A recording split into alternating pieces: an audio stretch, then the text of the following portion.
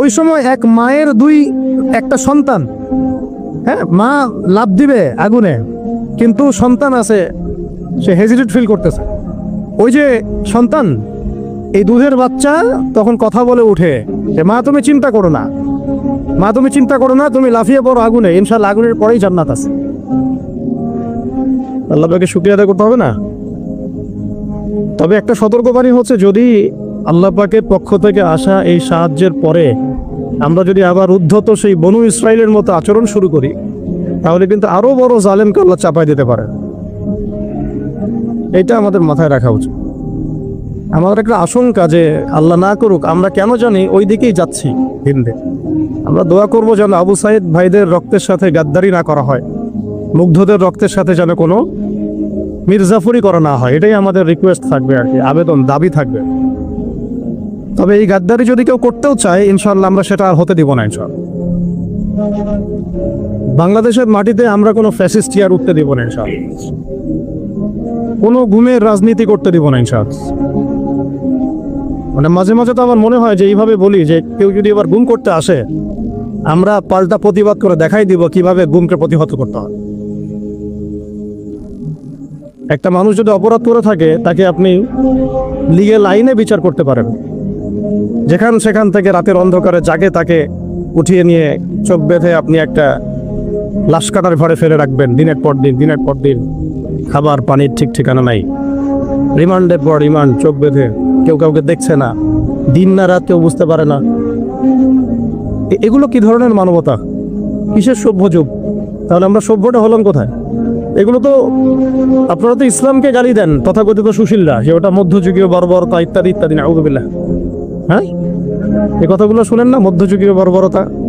যখন আমরা বলি যে কোরআনের মধ্যে হাত কাটার বিধান আছে, চোরের হাত কাটার বিধান আছে কোরআনের মধ্যে, ব্যভিচার করলে 100টা বেত্রাঘাতের বিধান আছে, বিবাহিত ব্যক্তি যদি ব্যভিচার করে রজমের বিধান আছে, হত্যার বদলে হত্যা আছে, কিসাস, মানে চোখের বদলে চোখ, কানের বদলে কান, হাতের বদলে হাত, দাঁতের বদলে দাঁত, জানের বদলে জান। তারপরে ডাকাতি করলে ডান দিকের হাত বাম দিকের পা কেটে ফেলার বিধান আছে। কেউ যদি নবী সাল্লাল্লাহু আলাইহি ওয়াসাল্লামকে গালি দেয়, শাতেমে রাসূল, তাকে মৃত্যুদণ্ড দিতে হবে, বিধান আছে। কেউ যদি ধর্ষণ করে তাকে মৃত্যুদণ্ড দিতে হবে, এই বিধানগুলো আছে। এগুলোর কথা যদি আমরা এখনকার মিডিয়ার টকশোগুলোতে বলি, তাহলে বলবে না এটা মধ্যযুগীয় বর্বরতা? এতদিন শোনেন না এই কথাগুলো আপনার? তাহলে এই গুম খুনের রাজনীতি আর কোন যুগের বর্বরতা? এটা কোন যুগের বর্বরতা? আধুনিক যুগের বর্বরতা, তাই না? আধুনিক যুগের প্রাচীন বর্বরতা। এগুলো আবু জেহেলদেরকেও ছাড়িয়ে গেছে আর কি। তো আমরা এক জালেমের জায়গায়, আমার কথা একদম স্পষ্ট, এক জালেমের জায়গায় আমরা আরেক জালেমকে সহ্য করব। এই অমানবিক গুম খুনের রাজনীতি বন্ধ করতে হবে। ছাত্রদের পড়াশোনার উপযুক্ত পরিবেশ নিশ্চিত করতে হবে। পড়াশোনার মধ্যে ইসলামী কারিকুলাম ঢোকাতে হবে। সমস্ত রকম এই যে ট্রান্সজেন্ডার, নোংরামি, ভণ্ডামি, নষ্টামি, এগুলো বন্ধ করতে হবে। এখন তার বাংলাদেশে আমরা ওই ধরনের বিষয়গুলো আর টলারেট করবো না ইনশাআল্লাহ। অনেক হয়েছে, আমি আপনাদেরকে বললে আপনারা চোখের পানি ধরে রাখতে পারবেন না। আমাদের অনেক বোন পর্যন্ত এরকম গুমের এবং হেনস্থার শিকার হয়েছেন, দিনের পর দিন, বছরের পর বছর। বোন ছেলে মানুষ তো সহ্য করতে পারে, মেয়ে মানুষকে নিয়ে কি করে চিন্তা করেন তাহলে? কোনো শায়েখ, কোনো ওস্তাদ 5 বছর থেকেছেন, কেউ 12 বছর থেকেছেন, 12 বছর, কেউ 5 বছর থেকেছেন, কেউ 7 বছর থেকেছেন। কেউ বের হন, উনি বলতেন, আমাদের এক ওস্তাদ বলতেন যে আমার এক পাতা জেলখানা আর এক পাতা বাইরে, মানে যায় আর আসে। তো তাদের তো পরিবার আছে, তাদের স্ত্রী আছে, সন্তান আছে, ছোট ছোট ছেলে মেয়ে আছে, তারা কি মানুষ ছিল না? দেখেন, এই অভ্যুত্থানটাকে আমরা এখন একটা বিষয় খেয়াল করছি যে সবাই প্রশংসা নেওয়ার জন্য উঠে পড়ে লেগেছে, সবাই ক্রেডিট নেওয়ার চেষ্টা করছে। আমার ক্রেডিট, আমি মাস্টার মাইন্ড। জি না, এখানে মাস্টার মাইন্ড আল্লাহ রাব্বুল আলামিন। এখানে একক কোনো ব্যক্তির কৃতিত্ব নাই। এটাকে পশ্চিমা বিশ্বের সামনে এইভাবে আপনি প্রেজেন্ট করতে পারেন না যে এখানে এই কয়েকজন মানুষের ভূমিকায় আজকে এই ফলাফল এসেছে, না। এখানে প্রত্যেকটা ভাইয়ের কন্ট্রিবিউশন আছে। এমনকি যে ফেসবুকে পোস্ট দিয়েছে তারও একটা কন্ট্রিবিউশন এখানে আছে। ওই সময় পোস্ট দিলেও ধরা করতে হতো, যে পোস্ট দিত তাকে উঠাই নিয়ে চলে যেত। ইন্টারনেট নাই, কি হচ্ছে আমরা বুঝতে পারছি না, কাকে উঠাচ্ছে, কাকে নিয়ে যাচ্ছে, ইত্যাদি ইত্যাদি। তো আফসোসের ব্যাপারটা হচ্ছে, আমি অবজার্ভ করছি যে আমাদের স্বাধীনতা আবার হাইজ্যাক হয়ে না যায়। আর এই স্বাধীনতা যেন আবার হাইজ্যাক হয়ে না যায়, আপনারা খুব সচেতন থাকবেন। আল্লাহ পাক আপনাদেরকে বুদ্ধিদীপ্ত একটা প্রজন্ম দিয়েছেন, আলহামদুলিল্লাহ। কিন্তু আমরা আশা করছি যে ইনশাআল্লাহ আপনাদের দ্বারাই হবে। ইনশাআল্লাহ আমাদের দ্বারাই হবে। এখন বরেণ্য উলামায়ে কেরামদের সাথে আমাদের সমন্বয় আছে, প্রত্যেকটা বিশ্ববিদ্যালয়ে আলোচনা হচ্ছে, কথা হচ্ছে। শুধু প্রয়োজন একটা নির্দিষ্ট লক্ষ্যে গোছানো কাজ এবং সমস্ত ত্যাগের লক্ষ্য উদ্দেশ্য নিয়াতটাকে বিশুদ্ধ করা। কোনো দুনিয়াবি স্বার্থে আমরা এই কাজগুলো করব না, শুধুমাত্র এক আল্লাহর সন্তুষ্টির জন্য করব। কোনো দুনিয়াবি স্বার্থ হাসিলের উদ্দেশ্যে আমরা এই সংগ্রামে লিপ্ত হব না, বরং আমরা আল্লাহ পাকের জমিনে আল্লাহর দ্বীন প্রতিষ্ঠার সংগ্রামে লিপ্ত হব। এখানে যে ভাইরা যে ব্যানারে কাজ করতেছেন করুক, যে কোনো ব্যানারে কাজ করতেছেন করুক, উদ্দেশ্য থাকবে একটাই, যে আমরা সবাই চাই আল্লাহ পাকের জমিনে আল্লাহর দ্বীন প্রতিষ্ঠা হোক। এটা প্রতিষ্ঠা না হলে যত পশ্চিমা তন্ত্রমন্ত্র আছে, আপনারা আমার চাইলে অনেক ভালো জানেন, এই কমিউনিজমের কথাই বলেন, সোকল্ড এই ডেমোক্রেসির কথাই বলেন, সেকুলারিজমের কথাই বলেন, যত মতবাদ, এগুলো চূড়ান্ত সফলতা এবং চূড়ান্ত জাস্টিসটা আপনাকে কখনো দিবে না। এগুলো দিন শেষে দেখবেন যে ওই জালেমের পক্ষেই রায় প্রদান করার জন্য এটা একটা ম্যানমেড তন্ত্রমন্ত্র। এই যে মেয়েটা কথা বলছি, ও তখন অনেক ছোট, আমার সাথে ওর খুব, ও আমার ছেলে তো খুব, মানে আমি যখন ছিলাম না তখন ওর আম্মা বলে আর কি, যখন পরে আসছি তখন বলছে যে রাত্রেবেলা আমার ছবি নিয়ে থাকতো আর বলতো যে তোরা আমার বাবাকে নিয়ে গেছিস, তোদেরকে মাইট দিব। এই ইমোশনগুলোকে আপনারা বুঝতে পারবেন? বুঝতে পারবেন? এরকম আমাদের অনেক ভাই 5 বছর 7 বছর, কেউ তো এমন হয়েছে 10 বছর ওখানেই ওই অবস্থায়, তারপরে তাকে ওই ক্রসফায়ার দিয়ে মাটির তলে পুঁতে ফেলাই দিয়েছে, শেষ। একটা কথা বলতে চাচ্ছি যে এখানে আমরা ক্রেডিট নেওয়ার জন্য কেউ যেন প্রতিযোগিতায় লিপ্ত না হই। এখানে প্রশংসা পাওয়ার যোগ্য সে প্রত্যেকটা মানুষ যারা এখানে কোনো না কোনোভাবে কন্ট্রিবিউট করেছে। এই আগুনটা একদিনে জ্বলে ওঠে নাই, এই আগুনটা জ্বলার পিছনে একটা দীর্ঘদিনের জুলুমের ফলেই মাজলুমের পক্ষ থেকে এই আগুনটা জ্বলে উঠেছে। তো আমরা একটু মূল আলোচনায় আসবো এবং আপনাদের উদ্দেশ্যে আমি কি আলোচনা করব এটা ভাবছিলাম। আর এখানে যতবার আমরা যাওয়া আসা করতেছি, একটা কথাই খালি মনে পড়ছে যে এটাই সেই জায়গা যেখানে আমাদের ভাই এভাবে জীবন দিয়েছে, সারা দুনিয়ার মানুষ এটা দেখেছে। এখন আসেন মূল আলোচনায় আসি। আমরা আপনাদেরকে একটা মেসেজ দিতে চাই। জীবন দেয়ার ইতিহাসে একটা কথা খুব চর্চিত হচ্ছে যে আমাদের ভাই আবু সাঈদ রাহিমাহুল্লাহ তিনি একটা মহাকাব্য রচনা করেছেন। এই কথাটা কিন্তু বিশ্ব প্রেক্ষাপটে বলা হয়েছে না? কিন্তু এইরকম মহাকাব্য পবিত্র কোরআনে এবং হাদিসে এবং নবী সাল্লাল্লাহু আলাইহি ওয়াসাল্লামের সিরাতে এরকম অগণিত মহাকাব্যের ঘটনা আছে। কিন্তু আমাদের কথা বলার উদ্দেশ্য হচ্ছে এই জীবন বিসর্জন যেন বিফলে না চলে যায়, তার জন্য বিফলে না, বরং এই জাতির জন্য যেন বিফলে না চলে যায়। কেউ যেন আমাদের ভাইদের রক্তের উপর সিঁড়ি বানিয়ে তার স্বার্থ উদ্ধারের মঞ্চ তৈরি করতে না পারে। এটাই আমাদের মূল আলোচনা। আপনাদেরকে শুরুটা বলছি এখান থেকে। দেখুন, আজকে থেকে হয়তো হাজার হাজার বছর আগে, আমি খালি পয়েন্টগুলো একটু টাচ করে যাব, বাকিটা আপনারা পড়বেন, বাসায় গিয়ে স্টাডি পড়বেন ইনশাআল্লাহ আরও অনেক জ্ঞান আপনারা হাসিল করতে পারবেন ইনশাআল্লাহ। আমি শুধু জাস্ট পয়েন্টগুলোকে আপনাদেরকে ধরাই দিব, বাকি পড়াশোনা আপনাদেরকে করতে হবে। হাজার হাজার বছর আগে এরকম জীবন দিয়ে মহাকাব্য রচনার একটা ইতিহাস হয়েছিল। প্রথম এই ইতিহাস রচনা করেছিলেন আদম আলাইহিস সালামের পুত্র হাবিল। আদম আলাইহিস সালামের পুত্র হাবিল, সূরা মাঈদার মধ্যে পাবেন, পড়ে নিন। কিসের কারণে হাবিলের কুরবানি কবুল হচ্ছে, কাবিলের কুরবানি কবুল হচ্ছে না? কাবিল হাবিলের প্রতি প্রচন্ড হিংসাত্মক, যদিও সে নবীর সন্তান।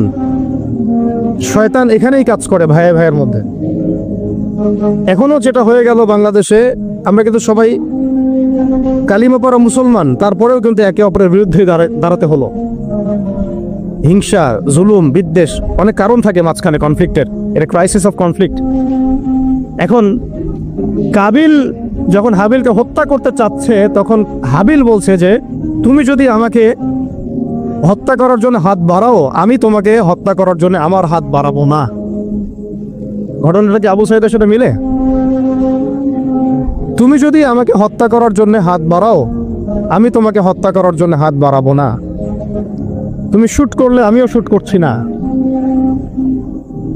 কাবিল হাবিলকে হত্যা করে ফেললো। হাবিল কোনো প্রতিবাদ করলো না।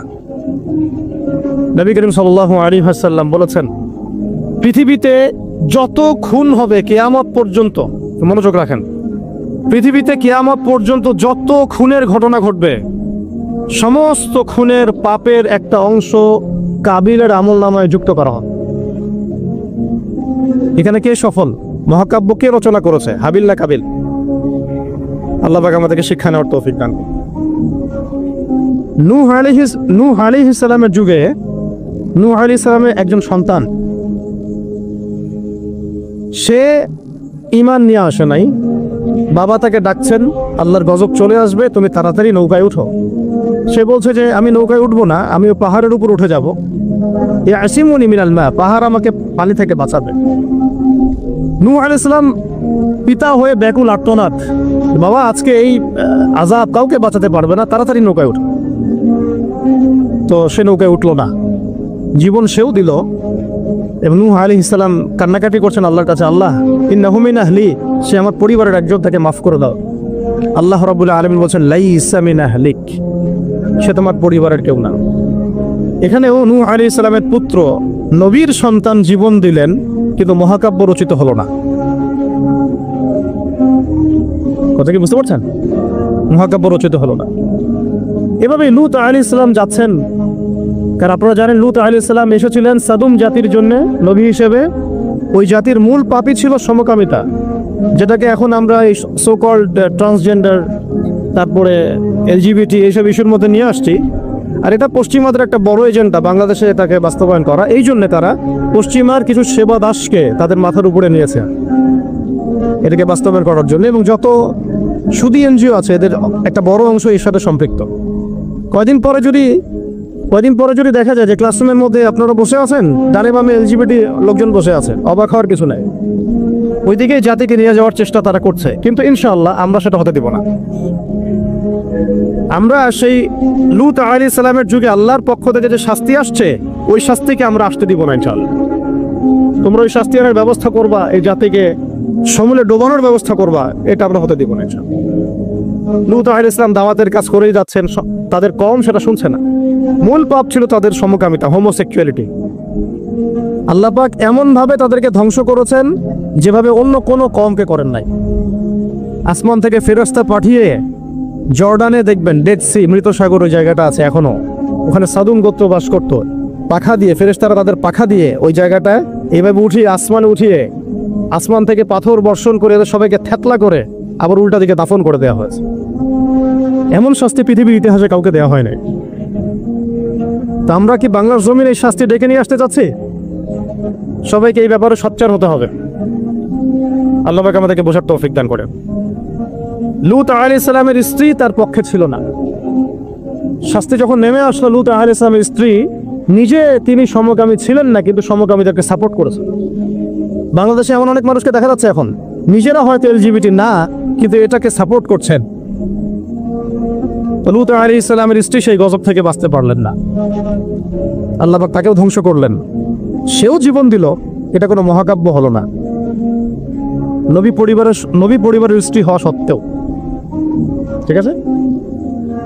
কিন্তু আমরা যদি একটু ইব্রাহিম আলাইহিস সালামের দিকে তাকাই, তাকে ডেকে নিয়ে আসা হচ্ছে রাজদরবারে, বলো তোমার খোদাকে, তোমার আল্লাহকে।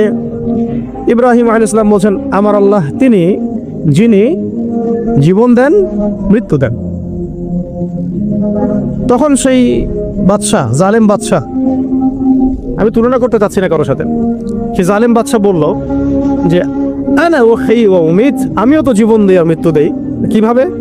সে একজন খুনের আসামি, তাকে ডেকে নিয়ে ছেড়ে দিল, এই যে জীবন দিলাম। আর এক নিরপরাধ মানুষকে ডেকে এনে হত্যা করলো, এই যে মৃত্যু দিলাম। আমাদের প্রশাসনের মতো অনেকটা। হ্যাঁ, আচ্ছা, আমরা পরিবর্তন চাই।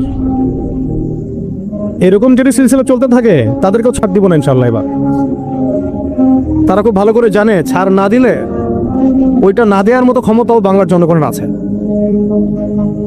যদিও তাদের হাতে অত্যাধুনিক মারণাস্ত্র থাকে, আম জনগণের হাতে একটা লাঠি থাকে, তারপরেও আম জনগণ বিজয়ী হতে পারে। তো দেখেন, ইব্রাহিম আলাইহিস সালাম বুঝলেন যে মোটা বুদ্ধির মানুষ। তখন ইব্রাহিম আলাইহিস সালাম বললেন যে আমার রব পূর্ব দিক থেকে সূর্য ওঠান আর পশ্চিম দিকে ডুবায়। তো তুমি যদি রব হয়ে থাকো তাহলে পশ্চিম দিক থেকে সূর্য উঠায় পূর্ব দিকে ডুবাও। ফাবুহিতাল্লাযী কাফার। আমি সবগুলো আয়াত কিন্তু মানে বলতে থাকলে অনেক সময় যাবে, আমি জাস্ট পয়েন্টগুলো বলতেছি। এটা সূরা বাকারায় আছে। কোথায় আছে?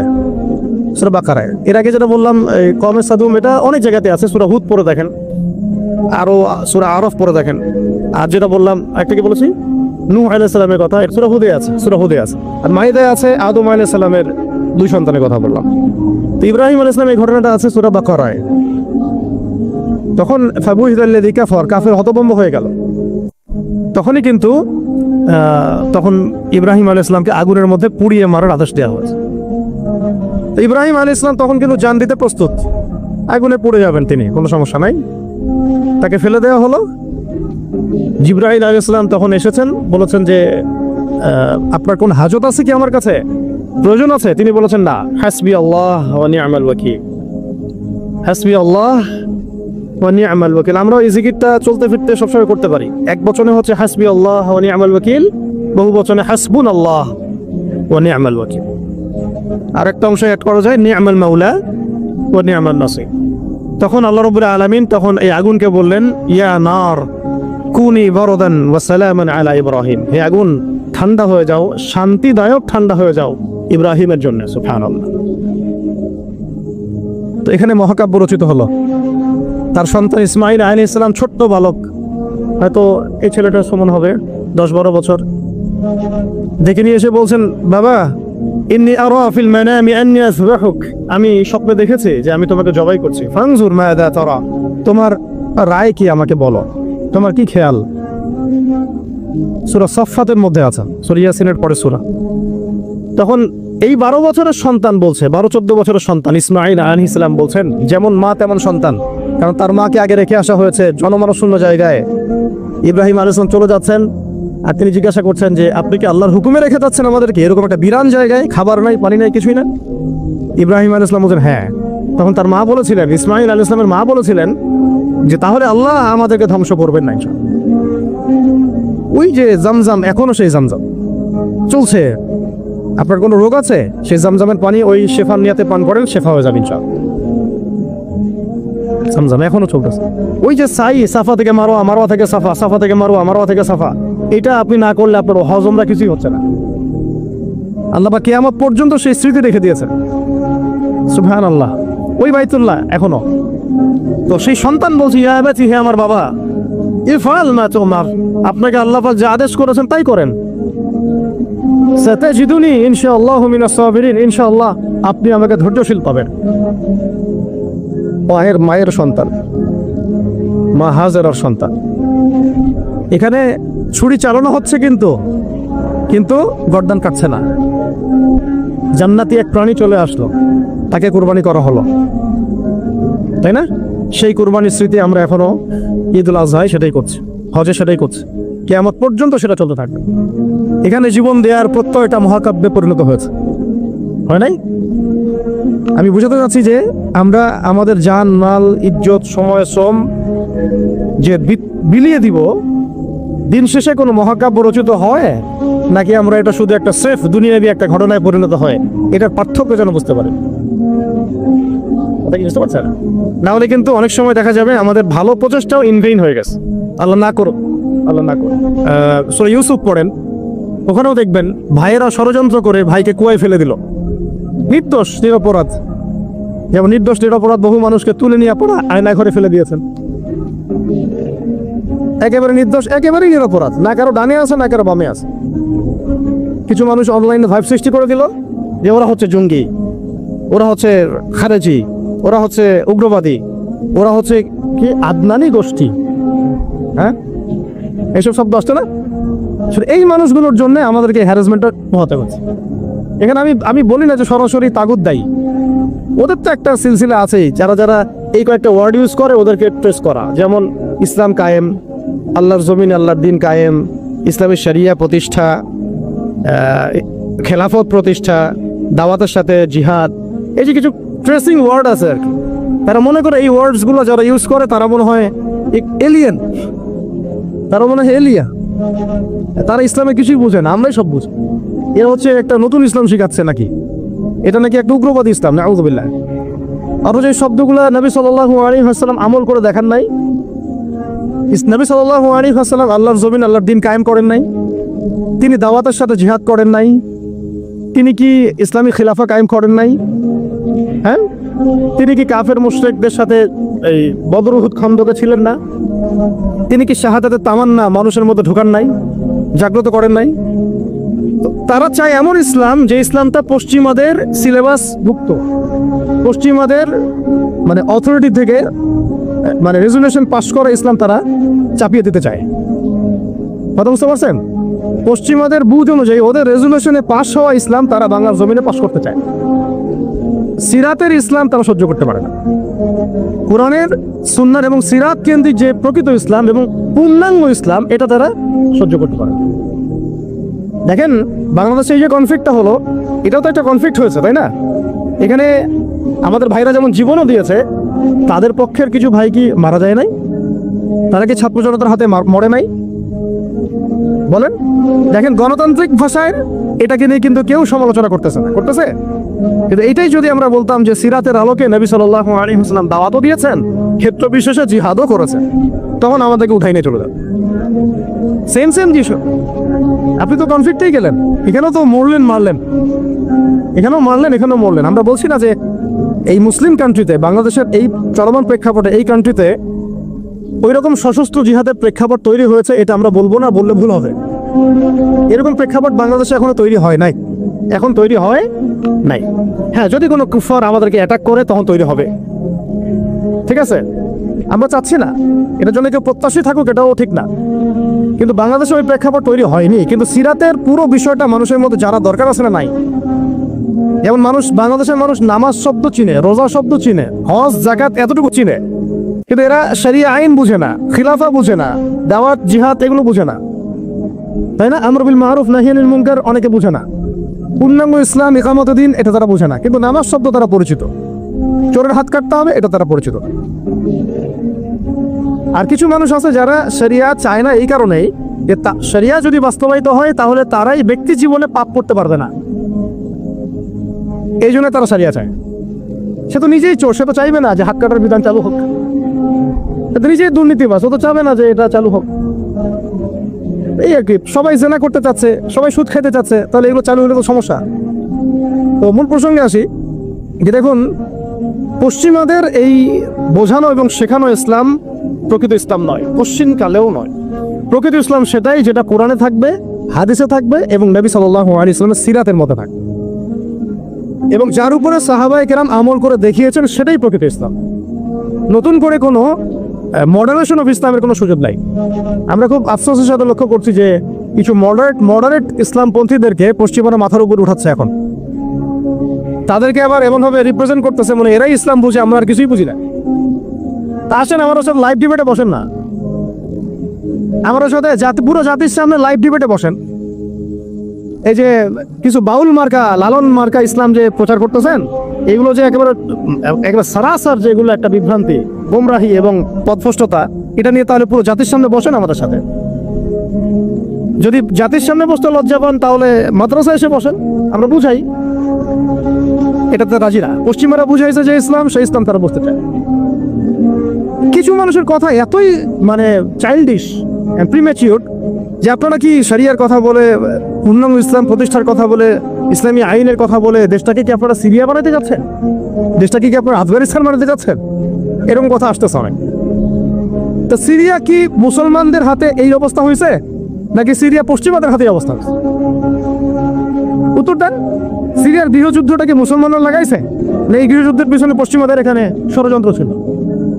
আফগানিস্তানের এই ব্যাটেল কি আফগানিস্তানের মানুষ নিজেরা লাগাইছে, না পশ্চিমারা এসে এখানে মাথা ঢুকাইছে তারপরেই শুরু হয়েছে। রাশিয়ানরা যখন এখানে আসছিল এই আফগান কন্টিনেন্টে, তখন তারা অস্ত্র হাতে নিতে বাধ্য হয়েছে। পশ্চিমা আমেরিকা যখন আসছে, ন্যাটো যখন আসছে, তখন তারা আবার অস্ত্র হাতে নিতে বাধ্য হয়েছে। তা এখানে কি এই কনফ্লিক্ট, এই ক্রাইসিসের জন্য কি মুসলিমরা দায়ী? তাহলে এই কথা বলেই বা কি প্রমাণ করতে যাচ্ছে? তো ওরা যদি কোনো জাতির মধ্যে বিভাজন সৃষ্টি করতে চায়, বিশৃঙ্খলা সৃষ্টি করতে চায় এবং গলদ ইসলাম প্রতিষ্ঠা করতে চায়, আদর্শের খেলাফ কোনো আদর্শ বাস্তবায়ন করতে চায়, তখন কি সেই জাতির লোকেদের অধিকার নাই এটা নিয়ে কথা বলার, এটা নিয়ে প্রতিবাদ করার? এবং তারা যদি সামরিক হস্তক্ষেপ করে, তখন কি ওই জাতির উপর ওয়াজিব না ওদেরকেও সামরিকভাবে ডিফেন্ড করা? নাকি ওই সময় আমরা দাওয়াতের কথা বলবো? আমাকে বলেন, আপনারা কি ফিলিস্তিনে এখন দাওয়াতের কথা বলবেন? ফিলিস্তিনের যে অবস্থা, গাজার যে অবস্থা, ওখানে কি আপনি শুধু দাওয়াত আর তাবলীগের মেহনত করবেন? বলেন তো। ফিলিস্তিনে আমরা তাবলীগের মেহনত করতে যাবো না তো এখন। এখানে দাওয়াতের সাথে জিহাদ থাকতে হবে, ফিলিস্তিনে এখন এটা ওয়াজিব। কিন্তু বাংলাদেশের মধ্যে আমরা এখন দাওয়াত তাবলীগের মেহনত করব, কারণ এখানে এখন সশস্ত্র জিহাদের অবস্থা নাই। এই তো আমাকে প্রেক্ষাপট বুঝতে হবে। তো কিছু মানুষ আসলে চিন্তা করে কি, ইসলামটাকে এইভাবে চিন্তা করে, ইসলাম মনে হয় একটা ওই রান্না করা হাড়ির ভাত, একটা টিপলেই মনে হয় সব বোঝা যাবে। জি না, ইসলাম এমন কিছু না যে আপনি এই ফটো উঠাবেন, একটা করে কি বলে, একটা ভাত উঠাবেন, উঠায় টিপ দিবেন, বাকি সব বুঝে ফেলবেন। ইসলাম এত সহজ দিন না, এত সহজ জীবন ব্যবস্থা না। এটার গভীরতা অনেক বেশি, আপনাকে অনেক গভীরে যেতে হবে। আল্লাহ পাক আমাদের সবাইকে বোঝার তৌফিক দান করেন। ইসলাম বুঝতে হবে কোরআনের আলোকে, সুন্নাহর আলোকে, নবীর সিরাতের আলোকে, সাহাবায়ে কেরামের বুঝের আলোকে। এমনকি পরবর্তী কোনো মানুষের ব্যক্তিগত কোনো বুঝের আলোকে ইসলাম বুঝতে চলবে। কথা ঠিক আছে? এখন আসেন ওই অনেক ভিতরে চলে যাচ্ছি আবার। এই ইউসুফ আলাইহিস সালামকে গর্তে ফেলছে কি ভাইরা না? তারপরে তিনি আল্লাহ পাক তাকে সম্মানিত করে রাজ দরবারে নিয়ে যান নাই? রাজ দরবারে যাওয়ার আগে তাকে 12 বছর জেল খাটতে হয়েছে। কত বছর? কোনো অপরাধ ছিল তার? মেয়েরা, কিছু মেয়ে তার সাথে খারাপ কাজ করতে চাচ্ছিল, তাই না? তাই না? দেখেন, ইউসুফ আলাইহিস সালামের আমরা বাহ্যিক সৌন্দর্য নিয়ে কথা বলি সবাই। ইউসুফ আলাইহিস সালাম খুব সুন্দর ছিলেন দেখতে, তাই না? অর্ধেক সৌন্দর্য তাকে দেয়া হয়েছে। আমাদের নবীজি বলেছে, মেরাজের রাতে আমি ইউসুফ আলাইহিস সালামের সাথে সাক্ষাৎ হয়েছে, এটা তো জানেন। তো তিনি বলেছেন যে ইউসুফ আলাইহিস সালামকে পৃথিবীর মানে মানুষের মধ্যে যে সৌন্দর্য, এর অর্ধেক দেওয়া হয়েছে। একজন সাহাবী আবার একটা চমৎকার মন্তব্য করেছিলেন যে ইউসুফ আলাইহিস সালামের সৌন্দর্য দেখে হাত কেটেছে মেয়েরা, তাই না? মনে আছে তো? হাত কেটেছে মেয়েরা। আর আমাদের নবী সাল্লাল্লাহু আলাইহি ওয়াসাল্লামের চেহারা মোবারকের নূর দেখে জান দিয়েছে সাহাবীরা, তাই না? বদরের মাঠে। তো ইউসুফ আলাইহিস সালাম কোনো অপরাধ করেন নাই, তারপরেও জেনার অপরাধে তাকে থাকতে হইল। আর আমাদেরকে তো মাশাআল্লাহ মানে বিনা অপরাধে কত কিছু করতে হইল। আপনারা সূরা বুরুজ পড়বেন, এখানে একটা ছোট বালকের কথা আছে। ওই বালককে, অনেক বড় ঘটনা, এটা আলাদা লেকচার আছে, আমার দেখে নিন। ওই বালককে মানে রাজা, মানে জালেম শাসক রাজা, সে জাদু শিখাচ্ছে আর কি। শিখাচ্ছে? জাদু। এটা হারাম, একেবারে হারাম। জাদু শিখাচ্ছে, কিন্তু জাদু শিখতে আসার সময় সে আবার এক আল্লাহর ওলির দরবার দিয়ে আসে। ওর কাছে তখন আবার ওই কথাগুলো খুব ভালো লাগে, সেখানে বসে দিনের কথা শুনতে শুরু করে। এদিকে আবার জাদুও শিখে, এদিকে আবার দিনের কথাও শিখে। এক পর্যায়ে তার মধ্যে এটা মানে প্রাধান্য বিস্তার করলো যে এটাই মনে হয় সত্য, আল্লাহর দিনের কথাটাই সত্য। একদিন রাস্তায় যাওয়ার সময় হঠাৎ একটা প্রাণী, মানে বিভৎস একটা প্রাণীর দেখা মিলছে, কেউ রাস্তা থেকে সরাইতে পারে না। তখন সে চিন্তা করলো যে আজকে আমি পরখ করে দেখবো যে এই জাদুকরের এলেমটা বেশি কার্যকর নাকি আল্লাহর ওলির এলেমটা বেশি কার্যকর।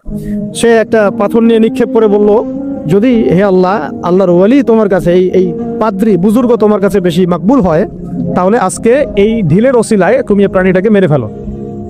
তো ওই ঢিল দেওয়ার সাথে সাথেই প্রাণী মারা গেছে। তো তখন সে মাশাআল্লাহ ইসলাম কবুল করে ভিতরে ভিতরে, কিন্তু প্রকাশ করে না। পরে যখন প্রকাশ হয়ে যায়, তখন তাকে মেরে ফেলার জন্য, আমি শর্টকাটে বলতেছি, ওই শাসক কি করলো, ও সেনাবাহিনীকে লেলিয়ে দিল, ওকে নিয়ে যাও, পাহাড়ের উপর থেকে ফেলে দিবা। পাহাড়ের উপরে উঠেছে, সে ফেলাই দিবে তাকে। তখন সে একটা দোয়া পড়লো, আল্লাহুম্মা কফিনিহিম বিমা শি'তা। দোয়াটা শিখে নেবেন, আল্লাহুম্মা কফিনিহিম বিমা শি'তা। আমরা এই দোয়াগুলো করতাম, আল্লাহুম্মা কফিনিহিম বিমা শি'তা, আল্লাহুম্মা ইন্না নাজআলুকা ফি নুহুরিহিম ওয়া নাউযু বিকা মিন শুরুরিহিম, ইয়া মুনজিলাল কিতাব সারি'আল হিসাব ইহজিমিল আহজাব, আল্লাহুম্মা হজিমহুম ওয়া জালজিলহুম।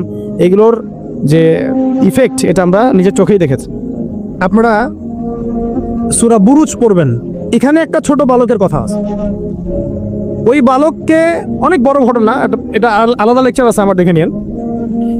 ওই বালককে মানে রাজা, মানে জালেম শাসক রাজা, সে জাদু শিখাচ্ছে আর কি। শিখাচ্ছে? জাদু। এটা হারাম, একেবারে হারাম। জাদু শিখাচ্ছে, কিন্তু জাদু শিখতে আসার সময় সে আবার এক আল্লাহর ওলির দরবার দিয়ে আসে। ওর কাছে তখন আবার ওই কথাগুলো খুব ভালো লাগে, সেখানে বসে দিনের কথা শুনতে শুরু করে। এদিকে আবার জাদুও শিখে, এদিকে আবার দিনের কথাও শিখে। এক পর্যায়ে তার মধ্যে এটা মানে প্রাধান্য বিস্তার করলো যে এটাই মনে হয় সত্য, আল্লাহর দিনের কথাটাই সত্য। একদিন রাস্তায় যাওয়ার সময় হঠাৎ একটা প্রাণী, মানে বিভৎস একটা প্রাণীর দেখা মিলছে, কেউ রাস্তা থেকে সরাইতে পারে না। তখন সে চিন্তা করলো যে আজকে আমি পরখ করে দেখবো যে এই জাদুঘরের এলেমটা বেশি কার্যকর, এই আল্লাহর ওলির এলেমটা বেশি কার্যকর। সে একটা পাথর নিয়ে নিক্ষেপ করে বলল, যদি হে আল্লাহ, আল্লাহর ওলি তোমার কাছে, এই পাদ্রী বুজুর্গ তোমার কাছে বেশি মাকবুল হয়, তাহলে আজকে এই ঢিলের ওসিলায় তুমি এই প্রাণীটাকে মেরে ফেলো। তো ওই ঢিল দেওয়ার সাথে সাথেই প্রাণী মারা গেছে। তো তখন সে মাশাআল্লাহ ইসলাম কবুল করে ভিতরে ভিতরে, কিন্তু প্রকাশ করে না। পরে যখন প্রকাশ হয়ে যায় তখন তাকে মেরে ফেলার জন্যে, আমি শর্টকাটে বলতেছি, ওই শাসক কি করলো, ও সেনাবাহিনীকে লেলিয়ে দিল, ওকে নিয়ে যাও পাহাড়ের উপর থেকে ফেলে দিবা। পাহাড়ের উপরে উঠেছে সে, ফেলাই দিবে তাকে। তখন সে একটা দোয়া পড়লো, আল্লাহুম্মা কফিনিহিম বিমা শি'তা। দোয়াটা শিখে নেবেন, আল্লাহুম্মা কফিনিহিম বিমা শি'তা। আমরা এই দোয়াগুলো করতাম, আল্লাহুম্মা কফিনিহিম বিমা শি'তা, আল্লাহুম্মা ইন্না নাজআলুকা ফি নুহুরিহিম ওয়া নাউযু বিকা মিন শুরুরিহিম, ইয়া মুনজিলাল কিতাব সারি'আল হিসাব ইহজিমিল আহজাব, আল্লাহুম্মা হজিমহুম ওয়া জালজিলহুম। এগুলোর যে ইফেক্ট এটা আমরা নিজের চোখেই দেখেছি। ঠিক আছে, এই দোয়াগুলো শিখবেন। তো সে দোয়া করলো, আল্লাহুম্মা কফিনিহিম বিমা শি'তা। তো তাকে তো ফেলাতে পারলোই না, বরং ওরাই নিচে পড়ে গেছে। সে হেঁটে হেঁটে রাজদরবারে আসছে, কি হলো, তোমাকে মারতে পাঠালাম, কি সমস্যা, কিভাবে আসলা, এইভাবে। আর আবার পরে এসে সেনাবাহিনী, যা একে সমুদ্রের মাঝখান থেকে ফেলে দিবা, ওই সাগর থেকে ফেলে দিবা। ওই সাগরের মাঝখানে নিয়ে যাওয়া হলো, ওখানেও সে আবার দোয়া করছে, আল্লাহুম্মা কফিনিহিম বিমা শি'তা। সাগরে ঝড় ওঠা শুরু হলো, ওর সেনাবাহিনী পড়ে গেছে, সে আবার সেফ অ্যান্ড সাউন্ড চলে আসলো রাজদরবারে। কি সমস্যা হে তোমার, তোমাকে মারা যাচ্ছে না কেন? এই ছেলেটাকে বাদশা বলতেছে যে তুমি কে হে, মারা যাচ্ছে না কেন? তো সে বলছে, দেখেন, আপনি যদি আমাকে মারতেই চান তাহলে আমি যেটা বলি সেটা করেন। কি সেটা? আপনি রাজ্যের সমস্ত মানুষকে জড়ো করেন, করে আমাকে খেজুর গাছের সাথে বেঁধে দিবেন, দিয়ে আমার ধনুক থেকে একটা তীর বের করবেন, তীরটা বের করে সবার সামনে এইভাবে নিশানা লাগায় বলবেন, বিসমিল্লাহি রব্বি হাযাল গোলাম। মানে হচ্ছে আমি এই ছেলেটার রবের নামে তীর নিক্ষেপ করছি। কি বুঝলেন? আমি এই ছেলেটার রবের নামে তীর নিক্ষেপ করছি।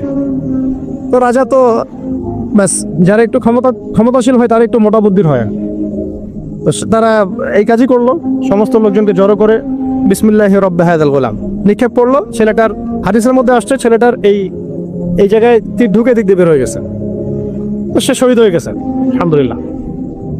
এমন এই দৃশ্যটা দেখার পরে ওইখানে উপস্থিত সব মানুষ ইনস্ট্যান্ট দেন লা ইলাহা ইল্লাল্লাহ, এটা সাক্ষীতে মুসলিম হয়ে গেছে। তাহলে মহাকাব্য রচিত হলো। তো তখন এই রাজা তো মাথা খারাপ, আরে একজনকে নিয়ে পারি না, এবার সবাই। তখন ওইখানেই গর্ত খোঁড়া হয়েছে, গর্ত খুঁড়ে সবাইকে আগুনের মধ্যে নিক্ষেপ করা হয়েছে। এই ঘটনার নাম আসহাবুল উখদুদ। আসহাবুল, সূরা বুরুজের মধ্যে পাবেন। মহাকাব্য রচিত হয় নাই। ওই সময় এক মায়ের একটা সন্তান, হ্যাঁ, মা লাফ দিবে আগুনে, কিন্তু সন্তান আছে, সে হেজিটেট ফিল করতেছে। ওই যে সন্তান, এই দুধের বাচ্চা তখন কথা বলে উঠে যে, মা তুমি চিন্তা করো না, মা তুমি চিন্তা করো না, তুমি লাফিয়ে পড়ো আগুনে, ইনশাআল্লাহ আগুনের পরেই জান্নাত আছে। তো এরকম ঘটনা আরো ঘটছে। ফেরাউনের দাসী, ওই যে আসিয়া, নাম মনে আছে তো? অনেকে আসিয়া আবার অনেকে অন্য নামও বলে। তার সন্তানকে গরম তেলে ফেলে দেওয়া হয়েছে, এবং তাদের সেই যে মাকবারা, কবর, সেখান থেকে নবী সাল্লাল্লাহু আলাইহি ওয়াসাল্লাম তার যে জান্নাতের ঘর, আল্লাহ পাক তাকে জান্নাতের ঘর দিয়েছেন, ওই ঘরের যে ঘ্রাণ, এটা নবী সাল্লাল্লাহু আলাইহি ওয়াসাল্লাম মেরাজের রাতে পেয়ে এসেছেন। সুবহানাল্লাহ। এগুলো কিন্তু মহাকাব্য রচিত হয়েছে। ফেরাউনের দাসী মহাকাব্য রচনা করেছেন। আসহাবুল উখদুদের এই বালক মহাকাব্য রচনা করেছেন। ওই উখদুদের সেই মানুষগুলো মহাকাব্য রচনা করেছেন, তারাও জীবন দিয়েছেন, তাদের জীবন দেওয়া ব্যর্থ হয় নাই। হয়েছে না? এরকম আরো অনেক হিস্ট্রি আছে, একটা একটা করে বলতে গেলে অনেক। একটা কথা মনে পড়লো যে সূরা ইয়াসিন আপনারা পড়েন না অনেকেই? সবাই সকালবেলা সূরা ইয়াসিন পড়বেন, আমলটা করবেন। ফজরের নামাজের পরে সূরা ইয়াসিন পড়ার অভ্যাস করেন। আমি তো বলি সূরা ইয়াসিন মুখস্থ করে ফেলেন। কিছু কিছু বিষয়ে নবীজি চাইতেন যে উম্মার কলিজার মধ্যে থাক। তার মধ্যে সূরা মুলক আছে, তিনি চাইতেন সবার যেন এটা হিফজ থাকে। সূরা ইয়াসিন একটা অনবদ্য সূরা, এটা আপনার যে কোনো হাজতও পূরণ করতে পারেন ইনশাআল্লাহ, আপনি আল্লাহর হেফাজতে থাকবেন। তো এখানে দেখবেন পড়তে পড়তে পড়তে এক জায়গায় পাবেন যে একটা করিয়া মানে গ্রামের মধ্যে 3 জন ব্যক্তিকে আল্লাহ পাক নবী করে পাঠিয়েছে একই সাথে, মানে একই সাথে 3 জন নবী একটা এলাকার মধ্যে, ঠিক আছে? তো তারা দাওয়াতি কাজ করছিলেন। তো দাওয়াত অনেকে বেশিরভাগই কবুল করছিল না, কিন্তু দূর থেকে একজন লোক দৌড়ে আসছে ইসলাম কবুল করার জন্য। পাশে আগেই হয়তো কবুল করেছিল, দৌড়ে এসে কওমকে বলছে যে হ্যাঁ আমার কওম এই রাসূলের অনুসরণ করো, তারা তোমাদের কাছে কোনো আজর চাচ্ছে না, রাসূলের অনুসরণ করো। তো এই ব্যক্তির নাম হচ্ছে হাবিবে নাজ্জার। হাবিবে নাজ্জার, এটা নিয়ে আমার আলাদা লেকচার আছে, ওইখানে সবগুলো আয়াতগুলো ব্যাখ্যা করেছে, এই জন্য এখানে বললাম না। শর্ট করে বলতেছে হাবিবে নাজ্জারকে তারা হত্যা করে, এবং তাকে হত্যা করার পরপরই মানে সাথে সাথেই আল্লাহ রাব্বুল আলামিন তাকে জান্নাতে তার থাকার জায়গা দেখায় দেন, এবং সে বলে যে ইয়া লাইতা কওমি ইয়ালামুন, হায় আমার কওম যদি জানতো যে আজকে আমি কত সফল। হয়তো আমাদের শহীদ ভাইরা এই কথাই বলতেছে যে আমাদের কওম যদি জানতো যে আজকে আমরা কত সফল। তো এই হাবিবে নাজ্জারের জীবন দেয়াটা কিন্তু মহাকাব্যে পরিণত হয়েছে। আসহাবুল কাহফও জীবন না দিলেও তারাও কিন্তু তাদের পুরো সভ্যতা থেকে বেরিয়ে গিয়েছিলেন। একটা শিরকে পরিপূর্ণ সভ্যতা, জুলুমের পরিপূর্ণ সভ্যতা থেকে তারা বেরিয়ে গিয়েছিলেন। আল্লাহ পাক তাদেরকে 309 বছর ঘুম পাড়িয়ে রেখেছে। এখান থেকে আমরা বুঝি যে আপনি যদি আল্লাহর প্রতি পূর্ণ তাওয়াক্কুল করেন, ঈমান আনেন, আল্লাহ পাক ঘুমের মধ্যেও আপনাকে সাহায্য করতে পারেন।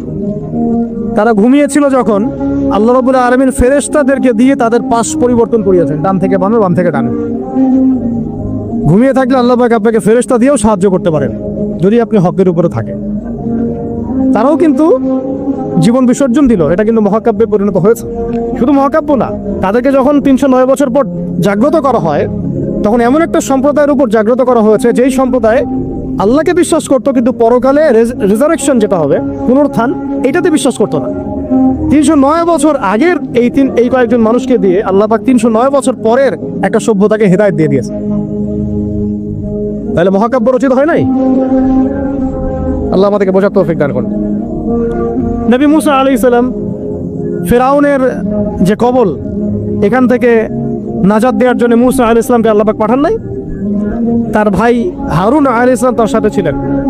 দেখেন ফিরআউন কিন্তু জানতো, তাকে ভবিষ্যৎবাণী করা হয়েছিল একজন বালকের জন্ম হচ্ছে শীঘ্রই, তোমার রাজপ্রাসাদ একদম কাঁপাই দিবে। কিন্তু তখন কিন্তু সে কি শুরু করলো? সব ছোট ছোট বাচ্চাদেরকে হত্যা করা শুরু করলো।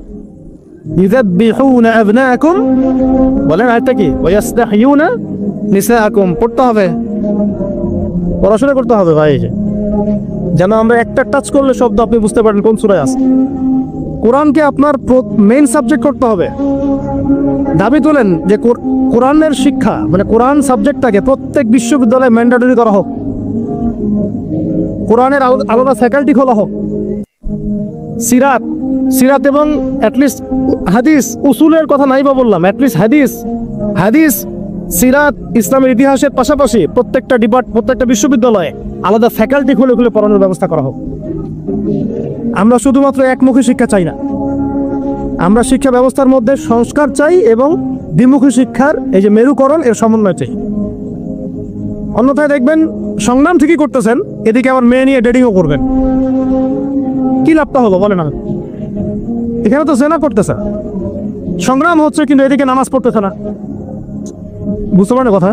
মানে সংগ্রামে আপনি আছেন, বিপ্লবে আছেন, অভ্যুত্থানে আছেন, নামাজে নাই, হ্যাঁ, কোরআনের তিলাওয়াতে নাই, দার্সে নাই, তাহলে ওইটা দুনিয়াবি একটা বিপ্লব হবে। আপনার চেতনার মধ্যে দুনিয়া থাকবে, কিন্তু আখেরাতের কোনো চেতনা থাকবে না। আমি এখান থেকে আস্তে আস্তে এখন শেষের দিকে আসতেছি, আপনাদেরকে দেখাবো কিছু মানুষের রচিত মহাকাব্য যারা দুনিয়ার উদ্দেশ্যে মহাকাব্য রচনা করেন নাই, শুধুমাত্র এক আল্লাহকে রাজি খুশি করার জন্য করেছেন, এবং কিয়ামত পর্যন্ত মানুষ তাদেরকে মনে রাখবে। এতক্ষণ যেগুলো বললাম সেগুলো তো কোরআনিক অনেক মানে নবীদের ঘটনা থেকে বললাম এবং কি কিছু কিছু ভিতরের ঘটনা থেকে বললাম। এই পার্টটা একটু মনোযোগ দিবেন। তার আগে আমি মুসা আলাইহিস সালামের কথা শেষ করে নেই। মুসা আলাইহিস সালামকে হত্যার চেষ্টা করা হয়েছিল, তার মা তাকে সিন্ধুকে ভাসিয়ে দিয়েছিলেন, মনে আছে? ফেরাউনের স্ত্রী সে ওই সিন্ধুক থেকে বাচ্চা নিয়ে মুসা আলাইহিস সালামকে নিয়ে ফেরাউনের ঘরে ঢুকলো। যেই বাচ্চাকে মারার জন্য এতগুলো বাচ্চাকে ফেরাউন হত্যা করলো, সেই বাচ্চাকে বড় করলেন আল্লাহ রাব্বুল আলামিন সেই ফেরাউনের বাসায়।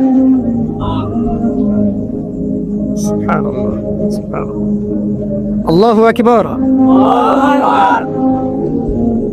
বাংলাদেশ সেটাও দেখলো, যে গুটি কয়েক মানুষকে একেবারে সমূলে মিটিয়ে ফেলার জন্য এত কিছু করলেন, ওই মানুষগুলোই আপনাদেরকে দেশ ছাড়তে বাধ্য করবে। সুবহানাল্লাহ, সুবহানাল্লাহ। দেখেন আমি কিছু চিন্তা করি মাঝে মাঝে, যেই শাহবাগ থেকে আপনারা নবীকে গালি দিয়েছে, হ্যাঁ, যেই শাহবাগ থেকে নাস্তিকতার আন্দোলন হয়েছে, ওই শাহবাগ থেকে এবার আওয়াজ উঠেছে খেলাফত। যেই শাহবাগ থেকে কি হলো কদিন আগে, এই আপনারা ইসলামপন্থী হুজুরদেরকে মানে দাড়ি টুপি বলা মানুষদেরকে বললেন যে এরা সমাজের শত্রু, এরা রাজাকার, এরা অমুক, এরা থমুক। ওখান থেকে ওই বিশ্ববিদ্যালয়গুলো থেকে শাহবাগ থেকে আওয়াজ উঠলো, তুমি কে আমি কে, রাজাকার রাখে। দেখছেন আল্লাহ রাব্বুল আলামিনের কৌশল? দেখছেন মানে ফলাফল আসবেই, আল্লাহ রাব্বুল আলামিন একটু ডিলে করেন, বাস একটু সুযোগ দেন, ছাড় দেন, যাতে করে তাদের পাপ বাড়তে থাকে এবং হুজ্জতও কায়েম হয়। যাই হোক, এখন আসি, তো ফেরাউনের ঘরেই লালিত পালিত হচ্ছে মুসা আলাইহিস সালাম। অনেক ঘটনা, বনু ইসরাইলের উপর অনেক নির্যাতন করা হয়। এই নির্যাতনের হাত থেকে আল্লাহ পাক উদ্ধারের জন্য মুসা আলাইহিস সালামকে পাঠান। তিনি একটা দোয়া করতেন, সেই দোয়াটা আমাদের করা উচিত। তিনি বলতেন, রব্বি ইশরাহ লি সাদরি ওয়া ইয়াসসির লি আমরি ওয়াহলুল উকদাতাম মিন লিসানি ইয়াফকাহু কওলি। তো শেষমেশ বনু ইসরাইলকে মারার জন্য ফেরাউন দলবল নিয়ে কোথায় গেল? লোহিত সাগরের কাছে। দলবল পিছনে, সামনে লোহিত সাগর, এখানে হচ্ছে বনু ইসরাইল আর মুসা আলাইহিস সালাম। পিছনেও যাওয়ার কোনো রাস্তা নাই, সামনেও যাওয়ার কোনো রাস্তা নাই। আচ্ছা, 5 তারিখের মতো আর কি, মানে না পিছনে যাওয়ার আপনাদের কোনো রাস্তা ছিল, আর না সামনে কি আছে আপনারা বুঝতে পারতেছেন, ওটাও তো বুঝতে পারতেছিলেন না সামনে কি আছে। এবার যদি মানে আল্লাহ পাক কোনো রাস্তা না খুলেন, তাহলে হয় সাগরে ডুবে মরতে হবে, না হলে বনু ইসরাইল এই ফেরাউনের হাতে মারা যাবে, দলবলের হাতে। তখন এই যে একটা কথা, তখন বনু ইসরাইলের মধ্যে একজন ব্যক্তি মুসা আলাইহিস সালামকে বলেছিল, ইয়া মুসা, হে মুসা, ইন্না লামুদরাকুন, আমরা তো ধরা পড়ে গেলাম। কি বলেছে? ইন্না লামুদরাকুন, আমরা তো ধরা পড়ে গেলাম। তখন মুসা আলাইহিস সালাম ব্যর্থহীন ভাষায় বলেছেন, কাল্লা, কোশ্চিন কালেও নয়। তোমরা বলছো আমরা ধরা পড়ে গেছি, কোশ্চিন কালেও না। আমার রব আমার সাথে আছেন, নিশ্চয়ই তিনি আমাকে পথ দেখাবেন। বলার সাথে সাথেই মুসা আলাইহিস সালামের কাছে ওহী আসলো, লাঠিটা ছুঁড়ে মারেন। লাঠি ছুঁড়ে মারলেন, এই লোহিত সাগর চিরে 12টা রাস্তা হয়ে গেল। এই লোহিত সাগর আমরাও সফর করছি, গেলে বুঝতে পারবেন যে কিভাবে সম্ভব এখানে এইভাবে রাস্তা হওয়া। সুবহানাল্লাহ। এইভাবে আল্লাহ পাক একটা মাজলুম সম্প্রদায়কে মুক্তি দিলেন, আর পুরা ফেরাউনের দলবলকে ওইখানেই ডুবে মারলেন। মারেন নাই? সদল বলে ডুবে মরতে হবে যদি আল্লাহর বিধানের বিরুদ্ধে চলে যান। বাংলাদেশে একটা নজির তো হয়ে গেছে, এরপরে যারা আসতেছেন তারাও যদি একই রকম পথে হাঁটেন, আপনাদেরকেও এইভাবেই মরতে হবে। তখন কেউ কিন্তু আপনাদেরকে বাঁচাইতে পারবে না। সতর্ক হয়ে যান, ইতিহাস থেকে শিক্ষা নেন। ভুলেও নতুন বোতলে কোনো পুরাতন মদ খাওয়াইতে আসবেন না। ভুলেও নতুন বোতলে কোনো পুরাতন মদ খাওয়াইতে আসবেন না। আমরা কোরআন থেকে শিখবো, হাদিস থেকে শিখবো, নবীর সুন্নাহ থেকে শিখবো, সিরাত থেকে শিখবো।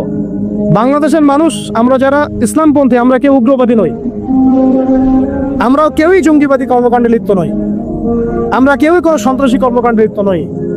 এই পশ্চিমাদের শেখানো তন্ত্রমন্ত্রগুলো বাদ দেন। হ্যাঁ, আমরা শুধু এতটুকু চাই, আল্লাহ পাকের জমিনে পুরো ইসলামটাকে আপনারা বাস্তবায়ন করেন। আমরা কি বলেছি ব্যাংকিং সিস্টেম বাদ দিয়ে দেন? বলেছি ব্যাংকিং সিস্টেমটাকে সুদমুক্ত করেন। আমরা কি বলেছি পলিটিক্যাল সিস্টেম এগুলো সব সরাই দেন? আমরা বলেছি এখান থেকে জুলুম সরাই দেন। আমরা কি বলেছি শিক্ষা ব্যবস্থা সব উঠাই দেন, ইউনিভার্সিটি বন্ধ করে দেন? আমরা বলেছি শিক্ষা ব্যবস্থার যে ইসলাম বিরোধী শিক্ষাগুলো সেগুলো বন্ধ করে দেন। এই কাজগুলো করলে কি আমাদের জাতি পিছায় যাবে না লাগাবে? এটা তো আমাদের স্বাধীনতা। আমরা ইসলাম বাই বার্থ ইসলাম পেয়েছি, এদেশের সংখ্যাগরিষ্ঠ মানুষ মুসলিম, এটা আমাদের প্রাণের দাবি। ইসলাম কেন্দ্রিক জীবন গড়ব ইনশাআল্লাহ। এবং আমরা বাংলাদেশে কোনো অমুসলিমের সাথে আমাদের কোনো কনফ্লিক্ট নাই, তারা তাদের ধর্ম তাদের মতো করে পালন করবে। আমার কথা কোরআন থেকে, কোরআনের আয়াত শুনে আল্লাহ পাক বলেছেন, ওয়ালান তারদু আনকাল ইয়াহুদ ওয়ালা নাসারা হাত্তা তাত্তাবিআ মিল্লাতাহুম। ইহুদি এবং নাসারারা তোমাদের কখনোই তোমাদের উপর সন্তুষ্ট হবে না যতদিন পর্যন্ত তোমরা তাদের ধর্ম গ্রহণ না করছো। যতই আপনি এভাবে ইলিশ পাঠান না কেন, ইহুদি খ্রিস্টান এবং মুশরিকদের যে অ্যালায়েন্স আছে, এরা আমাদের উপরে কোশ্চিন কালেও সন্তুষ্ট হবে।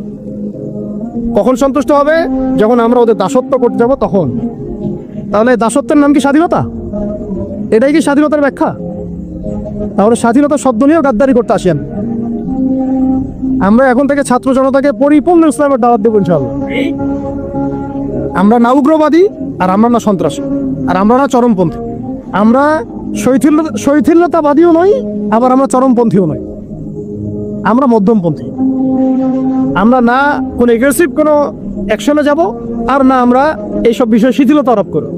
আমরা মধ্যমপন্থী থাকবো, দাওয়াতের কাজ করব, তাবলীগের মেহনত করব, সৎ কাজে আদেশ করব, অসৎ কাজে নিষেধ করব, নিজেরা দিন পালন করব, পড়াশোনা করব, আমল করব, তাজকিয়া অর্জন করব, ওলামা একরামদের সাথে সম্পর্ক রাখবো, এবং একটা ঐক্যবদ্ধ জাতি হিসেবে আমরা ইসলাম নিয়ে এগিয়ে যাবো ইনশাআল্লাহ। হ্যাঁ, যদি আমাদের দিকে চোখ তুলে তাকাতে আসেন তখন খবর খারাপ আছে ইনশাআল্লাহ। যদি চিন্তা করেন যে পার্বত্য অঞ্চল ভাগ করে একটা দেশ বানাবো, তখন আমাদের অবস্থা দেখে নেবেন ইনশাআল্লাহ। যদি চিন্তা করেন যে আমরা এখানে চাপ দিয়ে হ্যাঁ বাংলাদেশকে কয়েক টুকরা করে ফেলাবো, এরকম যদি কোনো চিন্তা থাকে, তাহলে বাঙালি এবং বাঙালি মুসলমানদের আসল চরিত্র দেখে নেবেন ইনশাআল্লাহ। সহ্য করতেছি আমরা এখন এগুলো, কিন্তু আমরা দায়িত্বশীল ভাইদেরকে বলবো, আপনারাই কিন্তু সামনের লিডার। আপনাদেরকে বলবো যে বুদ্ধিদীপ্ত হন, রাসূল সাল্লাল্লাহু আলাইহি ওয়াসাল্লামের সুন্নাত অনুযায়ী আপনি আগান। এর চেয়ে শ্রেষ্ঠ কোনো সুন্নাত পৃথিবীতে নাই। এইসব আব্রাহাম লিঙ্কনের সুন্নাত, ওই মাও সেতুংয়ের সুন্নাত, আর মুসলিমের সুন্নাত, আর এই যে চেঙ্গিস খানের সুন্নাত, হ্যাঁ, এইসব সুন্নাত দিয়ে কোনো কাজ নাই। আল্লাহ পাক আমাদেরকে নবী মুহাম্মদ সাল্লাল্লাহু আলাইহি ওয়াসাল্লামের সুন্নাত বোঝার তৌফিক দান করেন। তিনি যেভাবে দিন প্রতিষ্ঠা করেছেন ওই পথে আগানোর তৌফিক দান করেন। শেষের অংশটুকু আমি অল্প সময় শেষ করছি। আমি আমাদের উম্মতের, মানে এই উম্মতের কয়েকজন বলতে থাকলে 100 জনের কথা বলা যাবে, দেখি কয়টা বলা যায়। জাস্ট কয়েকজন বীর পুরুষ এবং বীরাঙ্গনা নারীর রচিত মহাকাব্যের কথা আপনাদেরকে বলবো। আপনার আগ্রহ আছে না? এখন শোনা। আচ্ছা, একটা বিষয় আমাদের সামনে স্পষ্ট যে আমরা মুসলিম পরিবারে জন্মগ্রহণ করেছি। আমাদের রব একজন, আমাদের নবী একজন, আমাদের আসমানি কিতাব একদম ফাইনাল টেস্টিমেন্ট, এর কোনো ব্যত্যয় নাই, সংযোজন বিয়োজনের কোনো সুযোগ নাই। সুন্নতে স্পষ্ট, নবীর তরিকা স্পষ্ট, দিন ইসলামও পরিপূর্ণ। নাকি দিন ইসলামে কিছু আছে কিছু নাই, এমনকি বিষয়টা পরিপূর্ণ একটা জীবন ব্যবস্থাকে আমরা কমপ্লিট কোড অফ লাইফ বলি। এটা কোনো ধর্মের নাম নয়, এটা একটা জীবন ব্যবস্থার নাম। ইসলাম শুধু ধর্মের নাম নয়, এটা একটা পরিপূর্ণ জীবন ব্যবস্থার নাম। এখন এইটা নবীজি কি শুধু নিজে আমল করেছিলেন, না মানুষকেও দাওয়াত দিয়েছেন?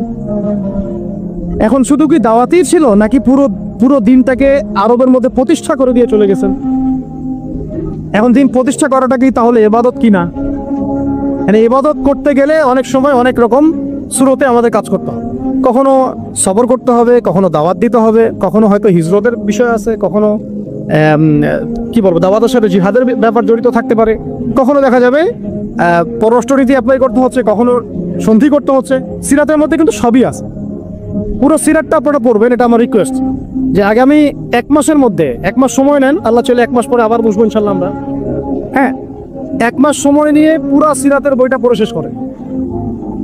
অনেক বই আছে সিরাতের, আমি একটা বইয়ের নাম বলতেছি যেটা খুব পাতলা, মাত্র 120 থেকে 30 পেজের বই।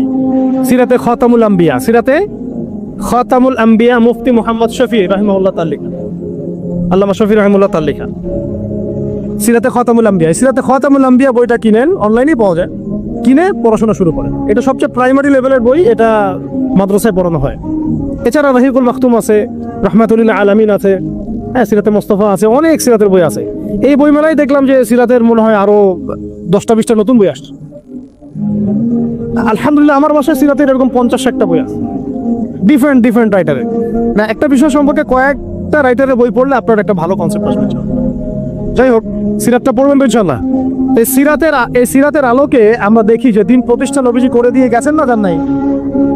তো এইটা প্রতিষ্ঠা করতে গিয়ে অনেককে অনেক স্যাক্রিফাইস করতে হয়েছে। এই স্যাক্রিফাইসগুলো যারা করেছেন তাদের কিছু মহাকাব্যগুলো শেষ করতেছে। কেন বলতেছে এটা? যেন আমাদের চলমান অভ্যুত্থানের মহাকাব্যগুলো যেন কালের গর্ভে হারায় না যায়, এই জন্য বলতেছে যে আমরা যেন স্মরণ রাখতে পারি, এবং আমাদের এটাই শেষ হয়ে যায় না এই যুদ্ধ বা লড়াই, সংলাপ হয়তো সামনেও করতে হইতে পারে, তখন আমাদের নিয়াত যেন বিশুদ্ধ থাকে, আমাদের ওই মহাকাব্যের সাথে যেন এই মানুষদের মহাকাব্যের মিল থাকে। আল্লাহ পাক আমাদেরকে তৌফিক দান করে দেন। একজন নারী দিয়ে শুরু করব, মহিষী নারী, তার নাম হচ্ছেন সুমাইয়া রাদিয়াল্লাহু আনহা। নাম মনে আছে? সুমাইয়া রাদিয়াল্লাহু আনহা একজন দাসী, দাস প্রথা ছিল তখন না, দাসী। তিনি, তার স্বামীর নাম ইয়াসির রাদিয়াল্লাহু আনহু, তার সন্তানের নাম আম্মার রাদিয়াল্লাহু আনহু। তারা তিনজনই ইসলাম কবুল করেছেন। আর আবু জেহেল, আবু লাহাব, উতবা সাহেবার যে দারুন নাদওয়া, মানে ওই সময়কার কাফেরদের পার্লামেন্ট, এখনকার অনেকটা ওই ইয়ার মতো আর কি, বুঝে নেন, কাফেরদের পার্লামেন্ট, ওটার নাম কি? দারুন নাদওয়া। বলেন দারুন নাদওয়া। এটা ছিল ওই মক্কার আবু জেহেলের পার্লামেন্ট। মক্কার আবু জেহেলের পার্লামেন্ট নাম কি? দারুন নাদওয়া। ওখানে সবকিছু এই শয়তানিগুলার মোজাকারা হইতো আর কি, কথা বুঝতে পারছেন? এখনো কিন্তু দারুন নাদওয়া আছে বিশ্বে, আছে না? এখন একটা আধুনিক দারুন নাদওয়া, ঠিক আছে? তো ওইখান থেকে মানে বিল পাস হচ্ছে এদেরকে এখন অত্যাচার করতে হবে, নির্যাতন করতে হবে। তো সুমাইয়া রাদিয়াল্লাহু আনহাকে একেবারে শুইয়ে দিয়ে পিটাতে পিটাতে রোদের মধ্যে একদিকে মারা হচ্ছে, আরেকদিকে বলা হচ্ছে যে মুহাম্মদ সাল্লাল্লাহু আলাইহি ওয়াসাল্লামের এই দিনটাকে অস্বীকার করতে হবে। একটু ধৈর্য ধরেন, জাস্ট অল্প কিছু সময়, আমি শেষ করে দিচ্ছি। এই মুহাম্মদ সাল্লাল্লাহু আলাইহি ওয়াসাল্লামের এই দিনটাকে অস্বীকার করতে হবে, না হলে তোমাকে হত্যা করবে। সে তো কোনোভাবেই দিন ছাড়তে রাজি নয়। শেষমেশ আবু জেহেল তাকে টিটকারি মেরে বলছিল যে বুঝেছি তুমি আসলে মুহাম্মাদের দিনের স্বার্থে না, বরং মুহাম্মদ সাল্লাল্লাহু আলাইহি ওয়াসাল্লামের সৌন্দর্য দেখে তার মনে হয় আকর্ষণে দিন কবুল করছো। এই কথাটা বলার সাথে সাথে সুমাইয়া রাদিয়াল্লাহু আনহা একদম তীব্র একটা প্রতিবাদ করেছেন, একটা গালি দিয়েছেন, খবিসের বাচ্চা, খবিস, নষ্ট নষ্ট মানুষের সন্তান, নষ্ট, এরকম একটা শব্দ আছে না আমাদের সমাজে, এরকম একটা মারাত্মক মানে শক্ত একটা কথা বলে ফেলেছে ওই সিচুয়েশনে। তো এইটা আবু জেহেলের তখন মানে ইজ্জত লেগে গেছে। তো সে পাশে থাকা একজন ওর মানে সহকারী, তার হাতে একটা বর্ষা ছিল, ওই বর্ষাটা নিয়ে সুমাইয়া রাদিয়াল্লাহু আনহার তলপেট লজ্জাস্থানের উপরের অংশে বরাবর একেবারে গেঁথে দিছে, এবং এটাতে ফিনকি দিয়ে রক্ত ছোটা শুরু হয়েছে, এবং এতেই তার শাহাদাত হয়ে গেছে। ইসলামের ইতিহাসে আমাদের উম্মতের মুহাম্মদ সাল্লাল্লাহু আলাইহি ওয়াসাল্লামের কাছে কোরআন আসার পরে কিয়ামত পর্যন্ত যত ঘটনা ঘটবে, এই পুরো ঘটনার ইতিহাসের প্রথম শহীদ হচ্ছেন এই সুমাইয়া রাদিয়াল্লাহু আনহা। সর্বপ্রথম রক্ত দিয়ে দিন কায়েমের, রক্ত দিয়ে দিন প্রতিষ্ঠার এই মহাকাব্য রচনা করে গেছেন সুমাইয়া রাদিয়াল্লাহু আনহা। তারা কি দুনিয়ার কোনো স্বার্থে রক্ত দিয়েছিলেন? হ্যাঁ, তারা কি উপদেষ্টা হওয়ার জন্য রক্ত দিয়েছিলেন? তারা কি কোনো রাষ্ট্র ক্ষমতা পাওয়ার জন্য রক্ত দিয়েছিলেন? গনিমত পাওয়ার জন্য? শুধু এক আল্লাহকে রাজি খুশি করার জন্য তারা এই কাজগুলো করেছে। পরবর্তীতে আল্লাহ পাক তাদেরকে গনিমতও দিয়েছেন, রাষ্ট্রও দিয়েছেন, রাষ্ট্র ক্ষমতাও দিয়েছেন, সবই দিয়েছেন। তাদের কারো উদ্দেশ্য ছিল না, তাদের উদ্দেশ্য ছিল দিন প্রতিষ্ঠা করা, দিনকে প্রচার করা, প্রতিষ্ঠা করা, মানুষের মাঝখানে ছড়িয়ে দেওয়া আল্লাহর কালিমা লা ইলাহা ইল্লাল্লাহ মুহাম্মাদুর রাসূলুল্লাহ প্রতিষ্ঠা করা। আমাদের এই অভ্যুত্থানগুলো, বিপ্লবগুলোর যেন নিয়ত ঠিক থাকে, কথাটা বলার উদ্দেশ্য এটা। অপোজিটে একটা দলিল আপনাকে দিয়ে যাচ্ছে আজকে। খায়বার যুদ্ধ থেকে ফেরার সময় নবী সাল্লাল্লাহু আলাইহি ওয়াসাল্লামের সাথে আরেকটা যুদ্ধ হয়ে গেছে। ইহুদিরা লুকায় ছিল, উৎপেতে ছিল, দূর থেকে তীর নিক্ষেপ করেছে। নবী সাল্লাল্লাহু আলাইহি ওয়াসাল্লাম এবং সাহাবীরা এটাকে প্রোটেক্ট করেছেন। একদিন দুই দিন ওখানে থাকতে হয়েছে। এর মধ্যে একটা তীর এসে আল্লাহ নবী সাল্লাল্লাহু আলাইহি ওয়াসাল্লামের এই যে একটা খাদেম, সম্ভবত তার নাম মিদআম, কি নাম, এই মিদআমের বুকে এসে লাগে এবং সে মারা যায়। সাহাবীরা বলতে থাকেন যে সে কত সৌভাগ্যবান, নবীর খাদেম ছিল, শহীদ হয়ে গেল। নবীজি বলছেন না, লা, বরং আমি ওকে জাহান্নামে দেখতেছি। নাউযুবিল্লাহ। তখন সাহাবীরা অবাক হয়ে জিজ্ঞাসা করলেন যে এটার পিছনে কারণ কি? নবী সাল্লাল্লাহু আলাইহি ওয়াসাল্লাম বলেন, খায়বার যুদ্ধের গনিমত থেকে একটা চাদর না বলে নিয়েছিল এই কারণে। খায়বার যুদ্ধের গনিমত থেকে একটা চাদর না বলে নেওয়ার কারণে এই অবস্থা হয়েছে। তখন অন্য অনেকেই কিছু কিছু করে জিনিস সামনে আনা শুরু করলেন, এমনকি মেসওয়াক, হ্যাঁ, কাপড়, ছোট ছোট একটা গাছের ডাল, যারা একটা মেসওয়াকও নিয়েছে হয়তো না বলে, তারাও জমা দেওয়া শুরু করল। নবীজি বললেন এটা ছিল জাহান্নামের অংশ। এটা কি ছিল? জাহান্নামের অংশ। এখন বলেন, তাহলে যদি গন্তব্য উদ্দেশ্য আল্লাহ সন্তুষ্টি না হয়, তাহলে অনেক সময় অনেক ত্যাগেরও মূল্য পাওয়া যায় না। পক্ষান্তরে আরেকটা দলিল নিয়ে নেন, উহুদের মাঠের একজন ইহুদি এসেছে সকালবেলা যুদ্ধ করতে। কে?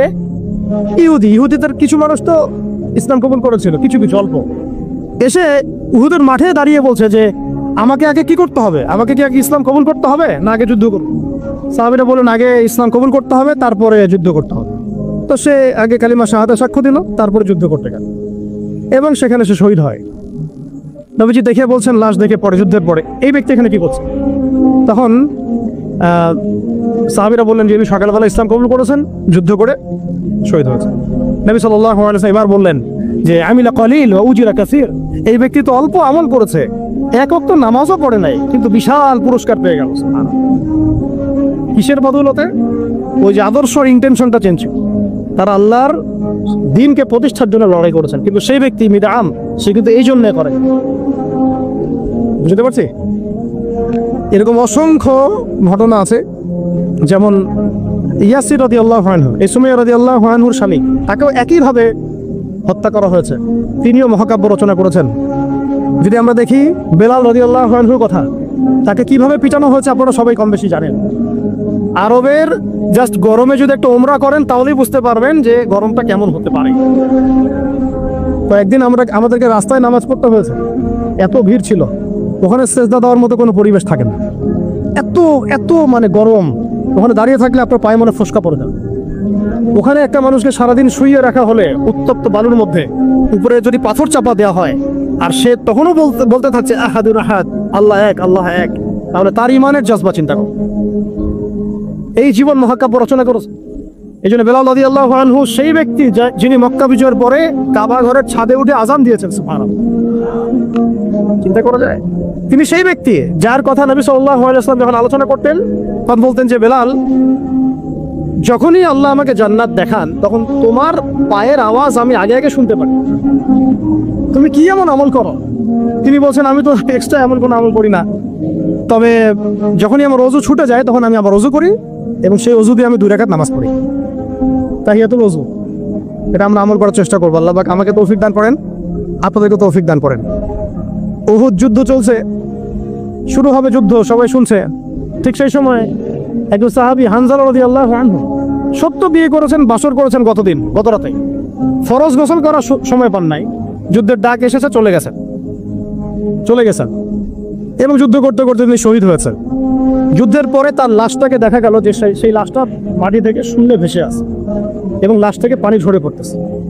নবীজি বললেন যে সাল্লাল্লাহু আলাইহি ওয়াসাল্লাম যে ফেরেশতারা তাকে গোসল দিচ্ছে। এটাও মহাকাব্য, এগুলো মহাকাব্য, রচনা করে যাওয়া মহাকাব্য। তো হানজালা রাদিয়াল্লাহু আনহুর এই ঘটনাটা আপনারা পড়বেন। এরপরে অনেক আছে, আমি বলতে থাকলে অনেক সময় চলে যাবে।